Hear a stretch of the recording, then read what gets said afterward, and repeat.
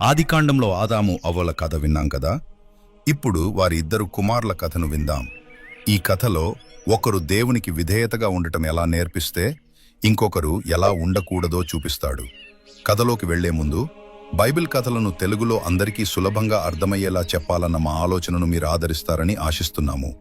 దయచేసి మా ఛానల్ను ప్రేమించి సబ్స్క్రైబ్ చేయండి. దేవుడు సృష్టించిన మొదటి మనుషులు ఆదాము హవ్వలకి ఇద్దరు కుమారులు పుట్టారు. వారు కయీను, హేబేలు. కయీను పెద్ద కుమారుడు, రైతు, పంటలు పండించేవాడు.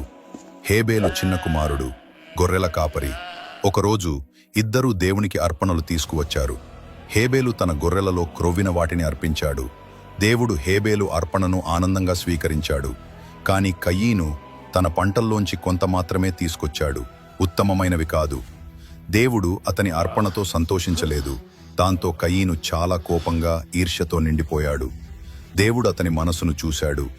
అతనితో మృదువుగా చెప్పాడు, నీవు మంచి పని చేస్తే సంతోషంగా ఉంటావు, కానీ చెడును చేస్తే పాపం నిన్ను వెంబడిస్తుంది. కాని కయీను తన ఈర్ష్యను ఆపుకోలేకపోయాడు. ఒకరోజు పొలంలో ఉన్నప్పుడు అతని కోపం అదుపు తప్పింది. హేబేలుపై పడి అతనిని చంపేశాడు. దేవుడు కయీనుని అడిగాడు, నీ తమ్ముడు హేబేలు ఎక్కడా? కయీను అన్నాడు, నాకు తెలియదు. నేను ఎప్పుడూ నా తమ్ముడిని కాపాడుతూ ఉండాలా?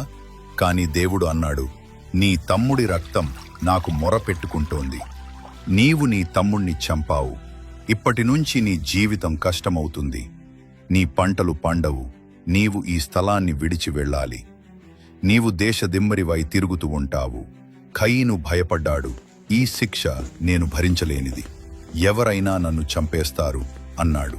దాంతో దేవుడు కయీను మీద ఒక గుర్తు పెట్టాడు. ఎవరూ అతన్ని చంపకూడదని రక్షణ ఇచ్చాడు. కయీను తన కుటుంబాన్ని విడిచి నోదు అనే ప్రదేశంలో నివసించసాగాడు. తన తమ్ముడికి చేసిన చెడు కారణంగా ఆయన ఈ స్థలాన్ని వదిలి వెళ్లాల్సి వచ్చింది. ఈ కథ మనకు ఒక ముఖ్యమైన పాఠం చెబుతుంది. ఈర్ష్య, కోపం మనల్ని భయంకరమైన పనులు చేయించవచ్చు.